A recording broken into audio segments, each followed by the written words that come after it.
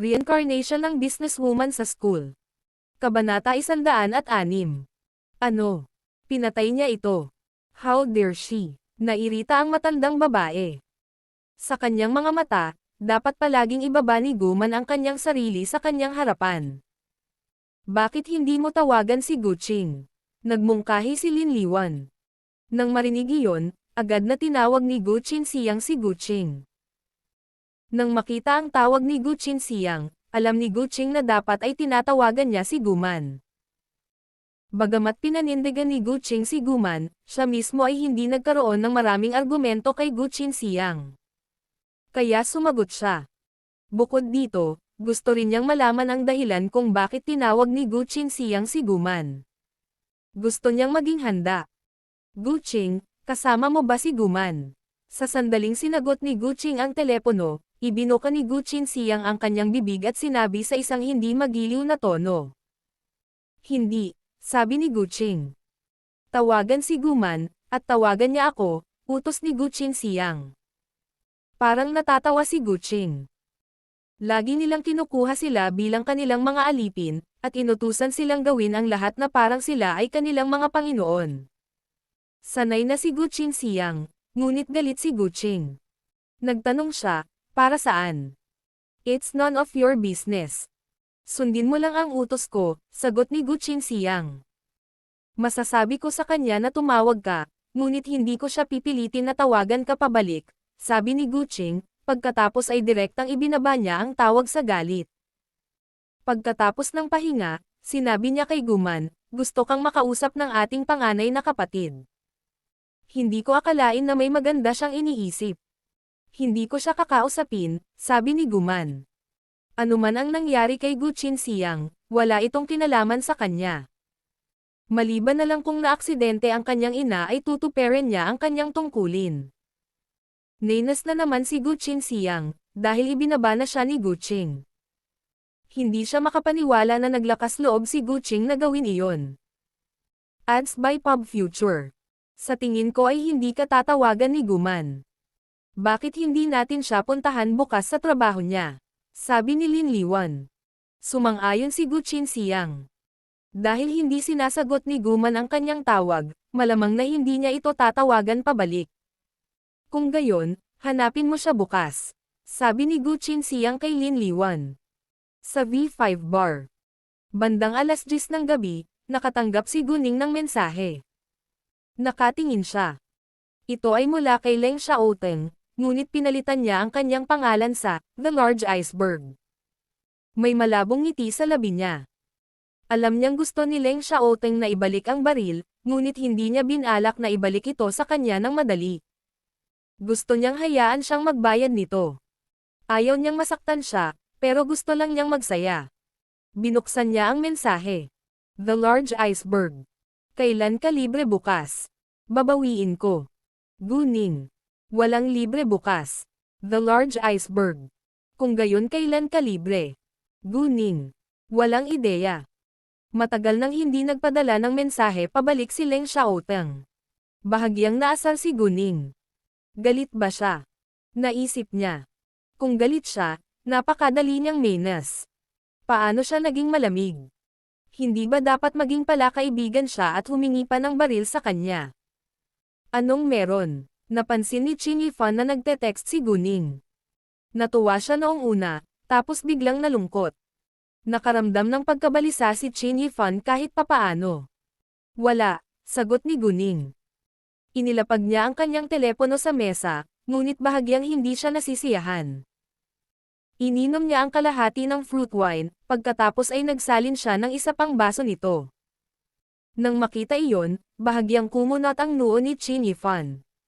Naramdaman niyang may mali, ngunit hindi komportable para sa kanya na magtanong.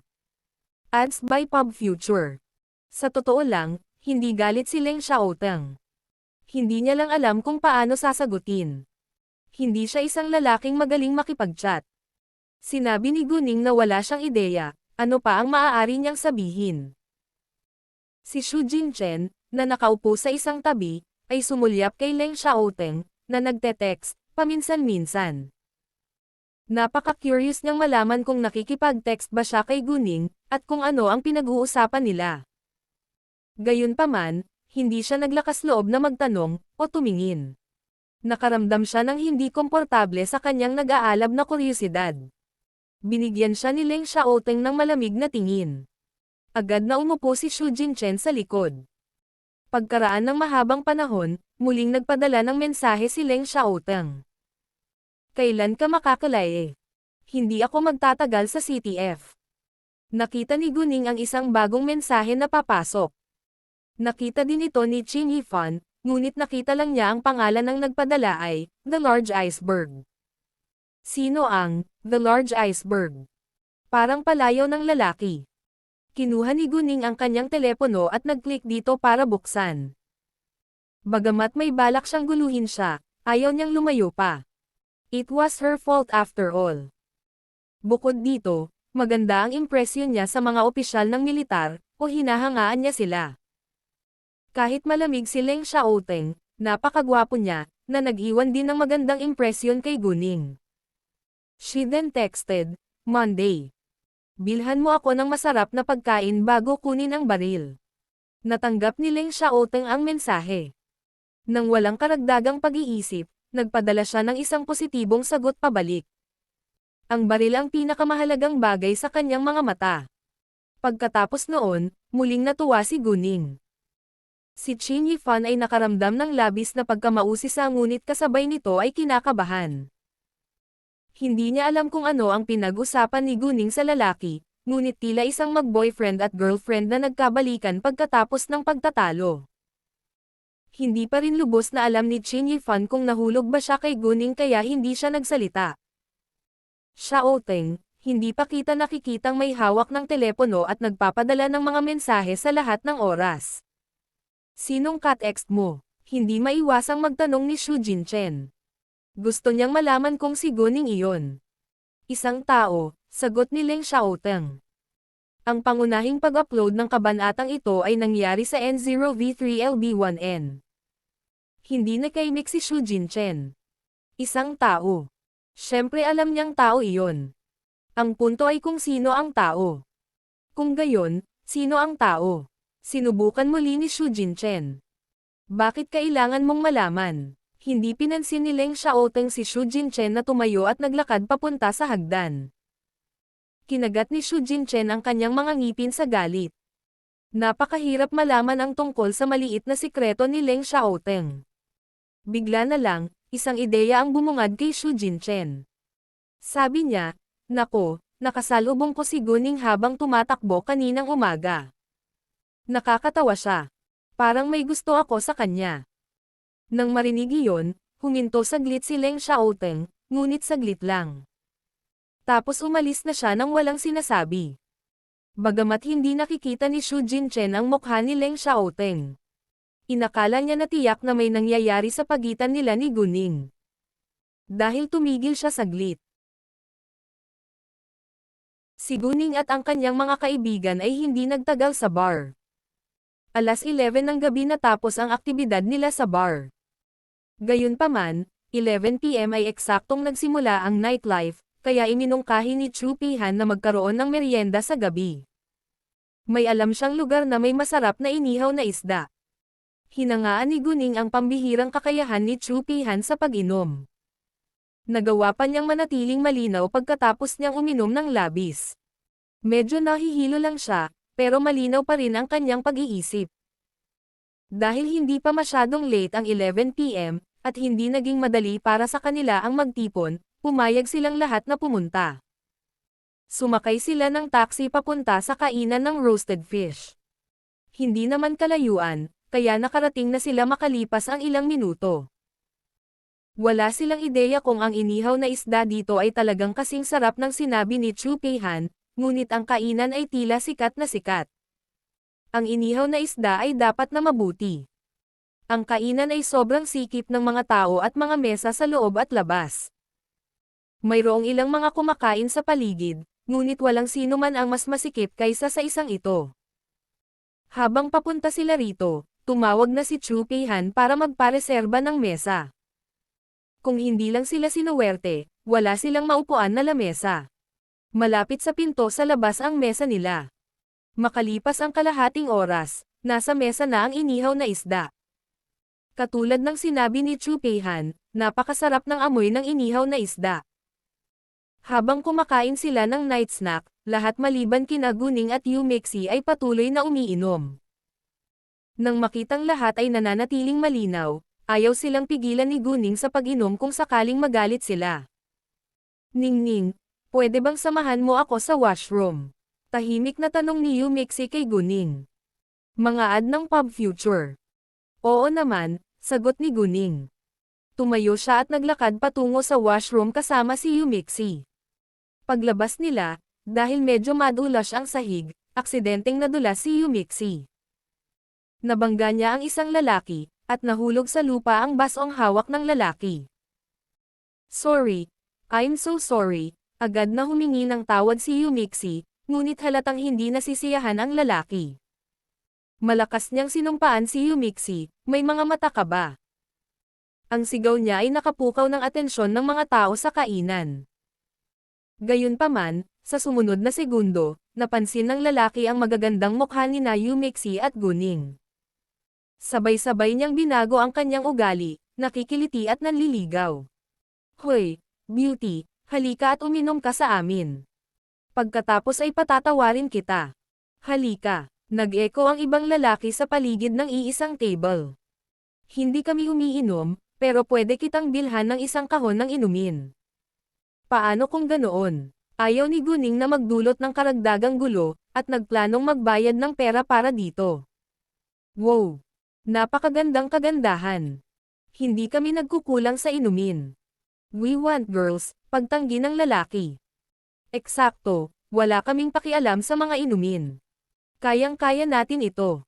Gusto naming sabay kayong uminom, sabi ng isa pang lalaki. Paano kung sabihin nating hindi? Mahinahong tanong ni Guning. Tila hindi siya natatakot o kinakabahan. Nagalit ang lalaki sa narinig. Ngumisi siya at nagbanta, hindi. Hindi sa iyo ngayon. Sa tingin mo kaya mo kaming ipaglaban. Medyo galit na si Guning ngayon. Bagamat unang kumatok si Yu Meixi sa kanya, hindi niya ito sinasadya. At saka, humingi na siya ng tawad. Karaniwang patatawarin iyon ng isang edukadong lalaki, ngunit ang lalaki ay malinaw na hindi. Kung gayon, ayaw ni Guning na mag-aksaya ng oras sa kanila. Sige. Gayunpaman, hindi ako mahilig uminom sa loob ng kainan. Masyadong walang hangin. Bakit hindi tayo lumabas at uminom sa mesa ko? Mapanuksong sabi ni Guning. Walang problema. Tara na. Walang ideya ang lalaki kung ano ang nasa isip ni Guning ngayon. Hindi sila naniniwala na ang mga babaeng iyon ay kayang harapin sila. Bukod dito, nairita rin sila sa hamon ni Guning. Bayaran mo muna ang iyong bayarin bago lumabas, sabi ni Guning. Ayaw niyang bayaran ang bill para sa kanila kung tumakas sila mamaya. Mga ad ng Pub Future. Sure, sagot ng lalaki. Binayaran niya kaagad ang bill at sinundan si Guning, lumabas. Bagamat natatakot si Yu Meixi, hindi siya nag-alala. Pabayaan kung matalo man ng mga lalaking ito si Guning o hindi, nasa labas din si Chu Peihan at ang mga lalaki. Siguradong matututunan ng mga lalaking ito ang kanilang leksyon. Nakita ni Chu Peihan at ng mga lalaki sina Guning at Yu Meixi na paparating kasama ang ilang lalaki. Na-curious sila. Kaibigan ba sila ni Guning? Naniwala ang lahat. Medyo nagpanik ang mga lalaking iyon nang sa wakas ay nalaman nilang marami pang tao sa labas maliban sa dalawang babae. Boss, kaibigan mo ba sila? Tanong ni Howran. Nakatok si Meixi sa lalaking ito nang hindi sinasadya. Gusto ng lalaki na uminom kami sa kanila. Tumanggi kami at iminungkahi na bilhan sila ng isang kahon ng inumin, ngunit ayaw nilang tanggapin. Kung hindi tayo umiinom sa kanila, hindi nila tayo papayagang umalis. Kaya kinailangan naming tanggapin, maangin na paliwanag ni Guning, ngunit ang kanyang mga salita ay labag sa ugali ng lalaki. Nang marinig iyon, ang lahat ay hindi nasisiyahan. Dahil gusto nilang uminom, maging mabuting kumpanya tayo. Puno ng kasamaan ang pangungusap na iyon. Hindi tanga ang mga lalaking iyon. Nalaman nila kaagad na nakagawa sila ng isang kaayla-hilakbot na pagpipilian. Kinakabahang sinabi ng lalaking naging ulo nila, sa tingin ko ay hindi na kailangan. Hindi, sapat na kami. Pagkatapos, mabilis silang tumakbo palayo. Hindi sila pinigilan ni Guning, dahil iyon mismo ang gusto niya. Kung ito ay haharapin sa madaling paraan, gagawin niya ito. Haha, haha. Mga duwag, ngumisi si Howran. Matalino sila na huwag makipag-away sa amin, sabi ni Chin Zixen. Mabait na babae si Ningning. Kung nandoon ako, sinuntok ko na sila ng aking mga kamao, sabi ni Chu Peihan. Ikinumpas niya ang kanyang kamao, na para bang may hahampasin siya. Sa tingin ko ay matalino si Guning na ilabas sila, at takutin sila. Dalawa silang dalaga. Paano kung binubuli sila ng mga lalaki? Sabi ni Chin Yifan. Kinakabahan pa rin siya sa nangyari kanina. Haha, nang marinig iyon, ang lahat ay humirit ng tawa. Sinabi ni Howran, imposible. Madaling napatumba ng amo namin sina Zixen, Tianping at ako. Napakadali para sa aming boss na talunin sila sa lupa. Ginawa ng kabanatang ito ang unang paglitaw nito sa pamamagitan ng N0V3.1N. Eksakto, ayaw ng boss namin na magkagulo, kaya tinakat niya sila. Kung hindi, sila ay magdusa ng husto, dagdag ni Chin Zixen. Ano? Madaling natalo ni Guning si Howran at ang mga lalaki sa lupa. Inikat ni Chin Yifan ang kanyang mga mata. Hindi siya makapaniwala, at nagtanong, talaga? Madali kayong natalo ni Guning sa lupa. Oo. Kaya boss natin siya, sagot ni Zhang Tianping. Pagkakuha ng sumasang-ayon na sagot, napabuntong hininga si Chin Yifan. Tumingin siya kay Guning nang may pagtataka at paghanga. Hindi ka panipaniwala na napakalakas mo. Malinaw niyang alam ang tungkol sa kakayahan ni Howran at ng dalawa pang lalaki. Bawat isa sa kanila ay kayang lumaban sa halos 5 ordinaryong lalaki. Gayunpaman, si Guning lamang ang nagawang talunin sila ng ganoon kadali. Bagamat malakas si Guning, at nakakatuwang malaman na walang makakabuli sa kanya, nakaramdam ng pait si Chin Yifan sa kanyang puso. Nawalan na siya ng kwalipikasyon para protektahan siya. Ngumiti si Guning ngunit hindi umimik. Nagpatuloy sila sa pagkain at pag-inom pagkatapos. Nung maghihiwalay na sila, 1 na. Si Chu Peihan ay hindi gustong bumalik sa bahay. Nais niyang manatili sa hotel kasama ang iba pang mga babae upang makipag-chat sa isa't isa. Nag-isip sandali si Guning sa kapumayag. Iniligpit na niya ang lahat ng kailangan niya sa telepathic eye space. Sinabi rin ni Yumixi sa kanyang mga pamilya na magiging ligtas siya, kaya ayos lang na manatili siya sa labas ng isang gabi. Mga ad ng pub future. May intensyon si Chin Yifan na pauwiin si Guning, ngunit hindi uuwi ang mga babae ngayong gabi. Sa makatuwid, maaari lamang niyang ihatid ang 3 babae sa hotel. Maaliwalas pa rin si Howran at ang mga lalaki kahit nakainom na sila ng husto. Umuwi na rin sila. Kinabukasan, bumangon si Guning ng 6:30 AM. Kailangan niyang sumakay sa kanyang eroplano ng 8:30 ng umaga. Agad na tumayo si Yumixi pagkatapos ni Guning. Tutulungan niya ang kanyang ama sa bahay. Hinayaan muna sila ni Chu Peihan na umalis. Wala pa siyang sapat na tulog.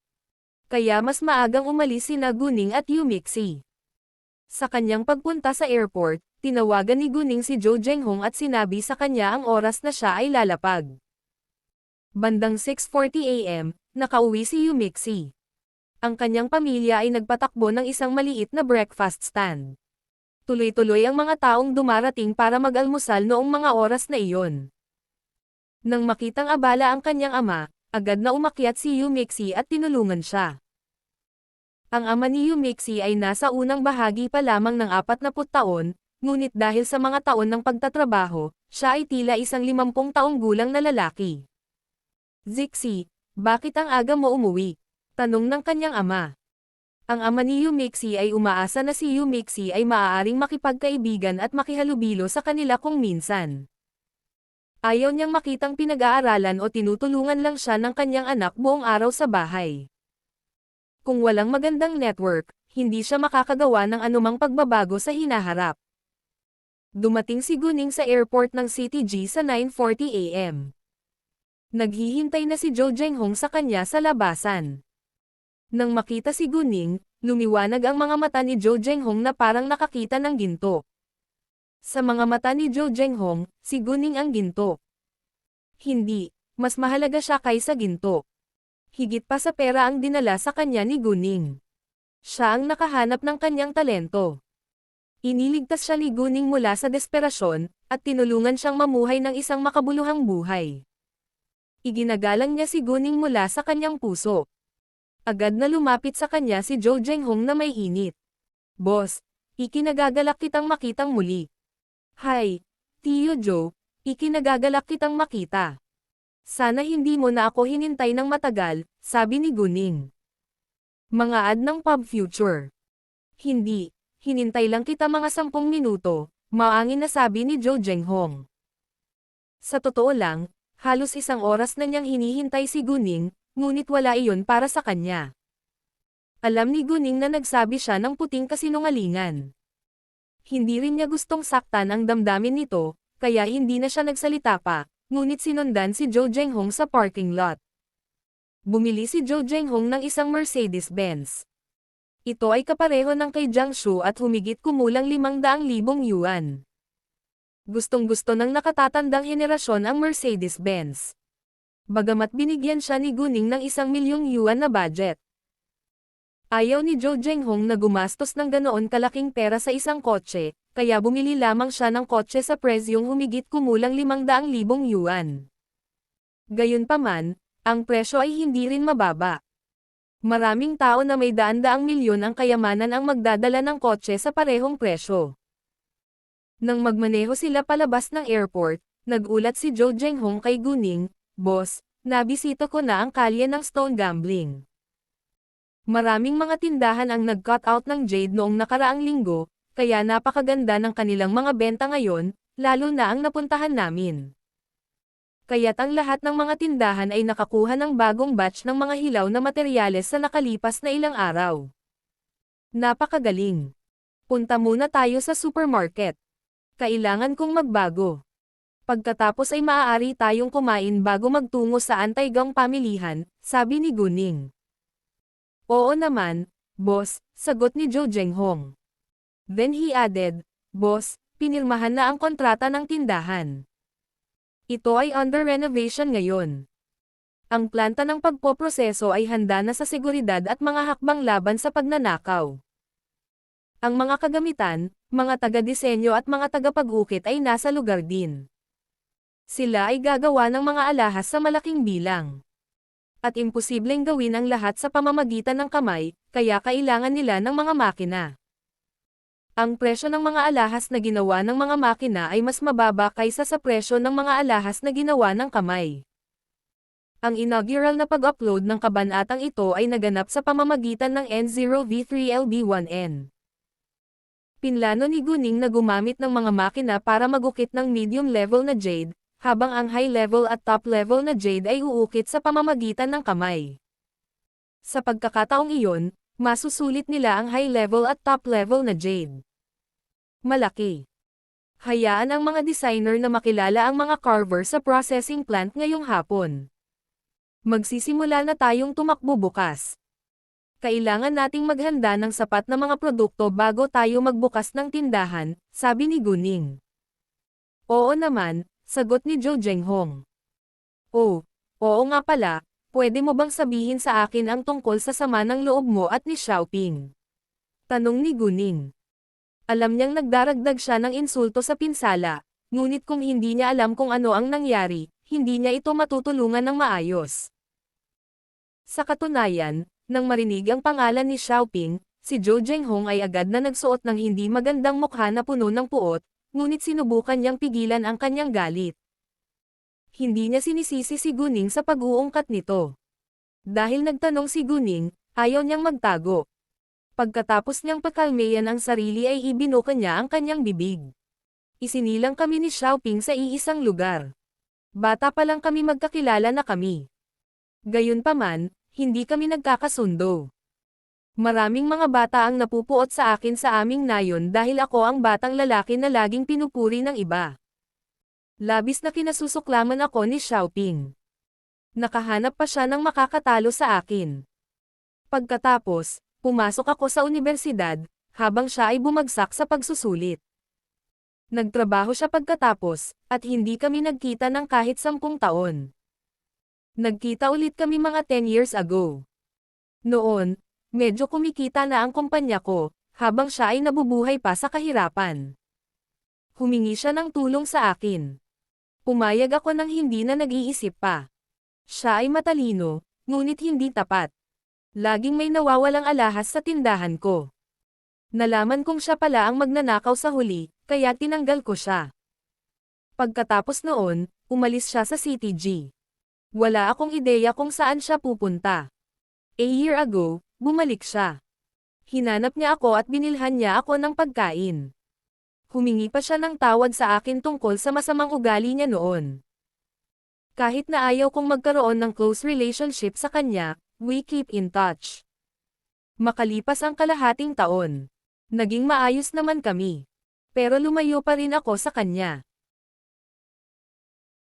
Kalahating taon na ang nakalipas, sinabi niya na ang isa sa kanyang mga kaibigan ay gustong magbenta ng isang batch ng jade, at hiningi niya ang aking opinyon. Kulang ako sa jade nung mga oras na yon, kaya pumunta ako para tingnan. Ang batch ng jade ay medium level at lower level jade. Sila ay totoo at nagkakahalaga ng 50 milyong yuan. Gayunpaman, wala akong gaanong pera. Kailangan kong kumuha ng mortgage. Pagkatapos ay pumayag si Xiaoping na isulat ko sa kanya ang isang IOU. Nangangailangan ako ng jade, kaya sinulat ko ito. Gayunpaman, tumanggi ang bangko na pautangin ako ng kahit ano. Samantala, ang batch ng jade ay biglang naging peke. Nagkaroon din ng mga problema sa aking pananalapi. Napagtanto ko tuloy na nakulong ako. Bagamat alam kong tinulungan at pinag-aawayan ito, wala akong anumang patunay, kaya wala akong magagawa. Sa huli, kailangan kong ibenta ang kumpanya ko kay Xiaoping. Sinabi ko sa iyo na paprotektahan ko ang aking mga kaibigan. Dahil magkaibigan na tayo, tutulungan kitang kunin muli ang Zufu Jewelry.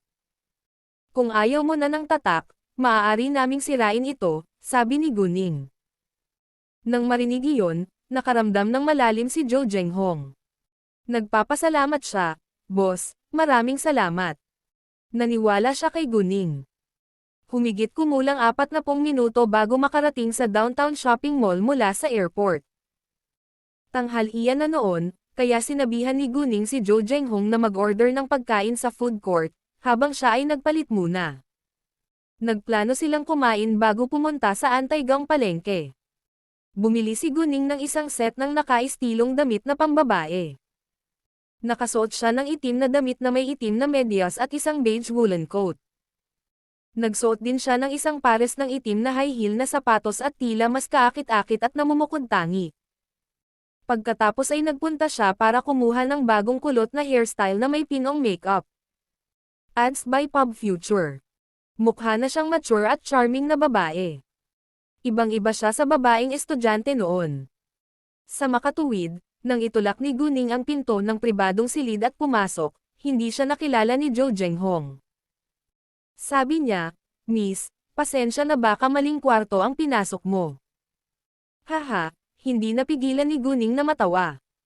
Sabi niya, "Tito Joe, ako po." "Ako si Guning." "Ano?" Nagulat si Zhou Zhenghong.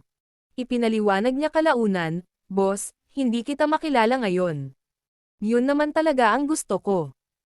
Magpapagupit ako ng maraming jade mamaya, at gusto kong magkaila," dagdag ni Guning. Naunawaan ni Zhou Zhenghong, ngunit lubos pa rin siyang nagulat sa ganap na pagbabago nito. "Oh, ito ang mga susi ng iyong apartment."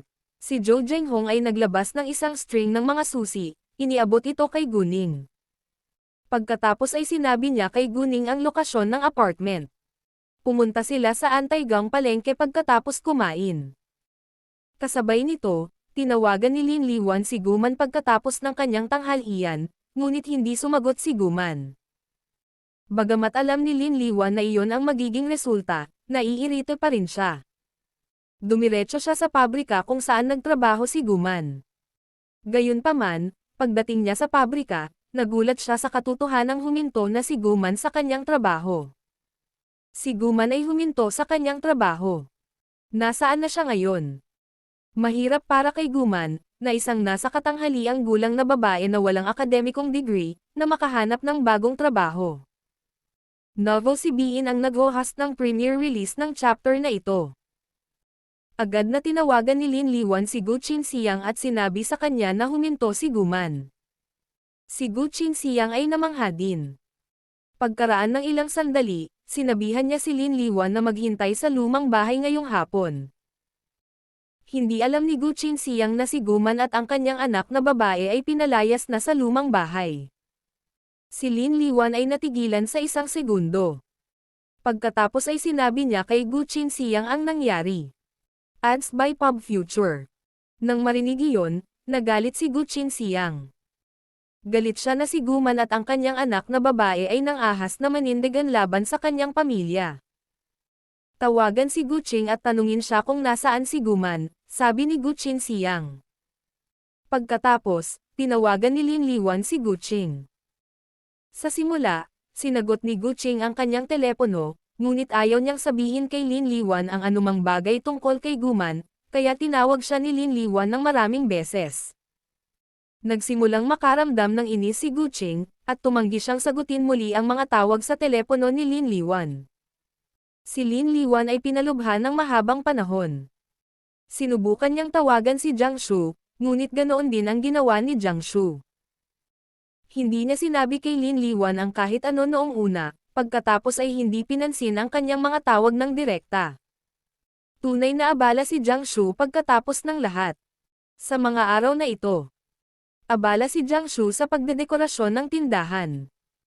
Pakikipagtulungan sa mga pabrika ng construction material, pagkuha ng mga tauhan at pagpapanatili ng magandang relasyon sa Industry and Commerce Bureau. Alam na alam ni Jiang Shu ang mga patakaran. Alam niyang kailangan niyang harapin ang mga ito gamit ang pera, ngunit hindi niya ito pinalampas. Si Jiang Shu ay isang matuwid na tao, ngunit alam din niya kung ano ang dapat gawin ng isang negosyante sa lipunang ito ngayon. Hanggat hindi siya nakakasakit ng iba at gumagawa ng mga nakakapinsalang bagay para sa pera, handa siyang sumunod sa hindi sinasabing mga patakaran. Halos magalit si Lin Liwan dahil sa ugali ni Gu Qing at Jiang Shu. Ayaw niyang hindi siya pinapansin. Tinawag muli ni Lin Liwan si Gu Qinxiang. Nairita rin si Gu Qinxiang, kaya sinabi niya sa kanya na pumunta sa lugar ng trabaho ni Gu Qing. Pumunta si Lin Liwan sa mga lugar ng trabaho ni Gu Qing at Jiang Shu pagkatapos, ngunit nalaman na lang niya na pareho na silang huminto. Si Lin Liwan ay naging pipi. Ano ang nangyari? Bakit lahat sila nag-quit? Sa oras na iyon, isang ideya ang naisip ni Lin Liwan na maaaring lumipat din ang pamilya ni Gu Qing. Sa pag-iisip niyan, pumunta si Lin Liwan upang patunayan ito. Ito ay naging totoo. Lumipat na rin ang pamilya ni Gu Qing. Ano ang nangyari? Sinabi ni Lin Liwan kay Gu Qinxiang mamaya. Higit na galit si Gu Qinxiang ngayon. Tinawagan niya si Guman, Gu Qing at Jiang Shu mismo, ngunit walang sumasagot sa kanyang tawag. Plano ba talaga nilang wakasan ang relasyon nila ng Gu family? Paano kaya nila magagawa iyon? Tinawagan ni Gu Qinxiang si Gu Qinyang at sinabi sa kanya ang lahat. Hiniling niya kay Gu Qinyang na tawagan si Guman at tanungin siya kung ano ang nangyayari. Laking gulat din ni Gu Qinyang. Naniniwala siya na kasalanan ni Guman. Sabay tawag niya kay Guman. Sinagot ni Guman ang tawag ni Gu Qinyang.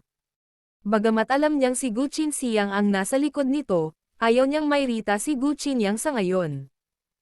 Guman, ano ang nangyayari sa iyo? Bakit lahat kayo, Gu Qing at Jiang Shu lumipat? Bakit ayaw mong sagutin ang tawag ng ating panganay? Saan ka nakatira ngayon? Nang masagot ang telepono, umungal si Gu Qinyang sa galit. Kahit si Gu Qing, na nakaupo sa isang tabi, malinaw na narinig siya.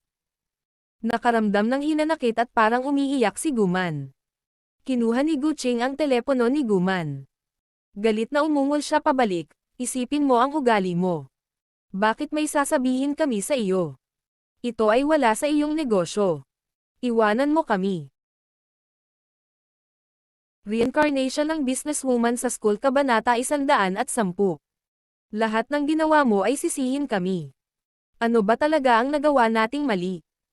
Mula ngayon, mas mabuting maging palakaibigan ka sa amin. Kung hindi, hindi na tayo magkapatid. Pagkatapos, ibinaba ni Guching ang tawag kay Guchinyang. Galit na galit si Guchinyang na muntik na niyang masira ang kanyang telepono sa lupa. Hindi niya matanggap ang katotohanang hindi siya pinansin ni Guching. Noon pa man ay nararamdaman ni Guchinyang na mas mataas siya kay Guching.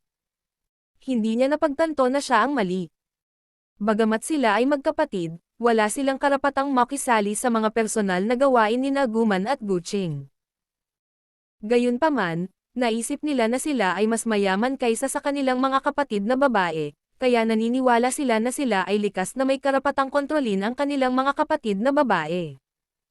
Muling tinawagan ni Guchinyang si Guching, ngunit hindi siya sumagot. Binuksan ni Guning ang kanyang jade eyes habang naglalakad sa kahabaan ng Antaigong kalye. Marami sa mga bagay ay kapareho ng mga bagay noong nakaraang linggo. Mayroong ilang mga bagong bagay, ngunit karamihan sa mga ito ay peke. Kahit na halos lahat ay peke, may mga tunay na antigo. Bukod pa rito, napakaswerte ni Guning mula nang siya ay muling isilang. Pagkaraan ng ilang sandali, nakakita si Guning ng isang Antaigang may kapangyarihan sa kalagitnaan ng kalye. Isa itong gusot at maruming tsarera. Malaki ito, at mukhang ordinaryo at hindi kaakit-akit. Kung hindi napansin ni Guning ang kapangyarihan sa itaas nito at nalaman na ito ay totoo, mamimiss din niya ito. Tinitigan niya ito, at unti-unting nahulog ang loob niya rito. Madilim at makapal ang kulay ng palayok. Ang material nito ay parang jade. Ang hugis ay simple at maislan na may mahiwagang alindog. Walang masyadong alam si Guning tungkol sa mga antik, kaya hindi niya matukoy ang pinagmulan o ang presyo ng tsarera na ito. Gayunpaman, sa paghusga mula sa matinding kapangyarihan nito, naniniwala si Guning na ang tsarera ay dapat may mahabang kasaysayan. Hindi magiging mababa ang presyo nito. Hoy, magkano ito? Tanong ni Guning. Sinulyapan ng may-ari ng stand ang teapot na may halatang disgusto sa kanyang mga mata. Ang tsarera ay maalikabok at marumi. Ang laki nito ay malaki, at ito ay pangit. Hindi pa niya ito itinapon dahil lang sa ayaw niyang mawalan ng pera. Pagkatapos ay sinulyapan ng may-ari ng stand ang mukha ni Guning. Ang presyo ay depende sa kung gaano ka-interesado si Guning sa teapot na ito. Kung siya ay napaka-interesado dito, ang presyo ay magiging mas mataas, at vice versa. Alam ni Guning ang mga patakaran, kaya hindi niya ipinakita ang kanyang kaligayahan sa mukha, ngunit mukhang nag-aalangan. Alinsunod dito, hindi may taas ng may-ari ng stand ang presyo. 500 yuan, sabi niya. Pagkatapos noon, medyo nagsisi siya. Binili lamang niya ang bagay na ito sa halagang 50 yuan. Malaki. Agad na kumuha si Guning ng 500 yuan at ibinigay ito sa may-ari ng stand. Nagulat ang may-ari ng stand na bibilhin niya ito ng napakabilis ng hindi nakikipagtawaran. Gayunpaman, naniniwala siya na ito ay maaaring peke, kaya masaya niyang kinuha ang pera mula kay Guning. Nagpatuloy si Guning sa paglalakad. Nakatagpo siya ng isa pang bagay na may kapangyarihan. Isa itong landscape painting na tinatawag na The Pond and the People. Sa pagpipinta, ibinunyag ng ilang stroke ang masayang pamumuhay ng mga taong naninirahan sa timog. Walang tiyak na karakter ngunit ito ay maaaring ipadama sa iba ang kagandahan ng buhay. Ang ilang mga puno ng willow sa pagpipinta ay hindi pininturahan ng tinta, ngunit sa malikhaing paraan ng pinakakaraniwang kombinasyon ng mga estilong Chino at kanluranin. Ang pintura ay direktang pinisil mula sa mga tubo habang nagpinta ang pintor. Ang pangalan ng artist ay Wu Guanzhong. Alam ni Guning na si Wu Guanzhong ay isang sikat na modernong artist, oil painting artist at art educator. Namatay siya ilang taon na ang nakararaan.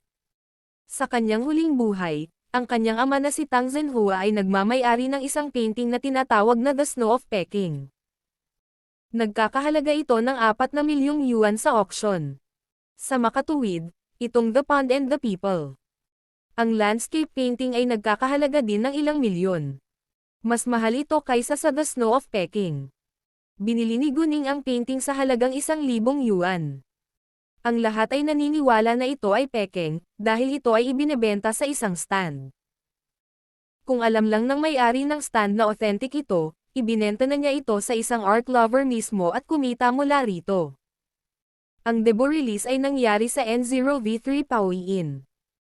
Nang halos marating ni Guning ang dulo ng Antai-Gong Kalye, nakakita siya ng kulay rosas na baso na may mga ulo ng USA bilang dekorasyon.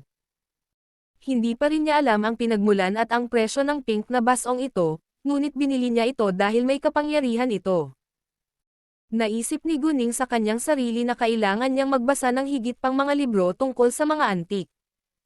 Kahit nakilala na niya ang mga tunay na antigo ngayon, wala siyang ideya sa presyo nito. Ayaw niyang malinlang kapag ibebenta niya ito sa hinaharap. Nagbayad siya ng 1,200 yuan para sa pink na basong ito. Tumayo si Zhou Zhenghong na may halong emosyon. Hindi niya alam kung ang mga bagay na binili ni Guning ay totoo o hindi. Nagkakahalaga lamang ito ng ilang libong yuan kung tutuusin, na walang halaga para kay Guning. Gayunpaman, naniniwala siya na hindi sasayangin ni Guning ang kanyang pera dito kung ito ay peke. Dapat ay binili niya ang mga ito dahil akala niya ay totoo. Kung ang mga Antai-Gong iyon ay totoo, ito ay hindi mabata. Paano tumpak na mapipili ni Guning ang mga tunay na antik? Nagtataka at nagulat si Zhou Zhenghong, ngunit hindi siya umimik. Alam niya na ang kuryosidad ang pumatay sa pusa. Kailangan lang niyang malaman na malaki ang naitulong ni Guning sa kanya. At mananatili siyang tapat sa kanya. Ang dalawa ay pumunta sa kalye ng Stone Gambling mamaya, at nagsimulang mamili mula sa unang tindahan gaya ng dati. Mayroong halos lahat ng mga bagong hilaw na materyales.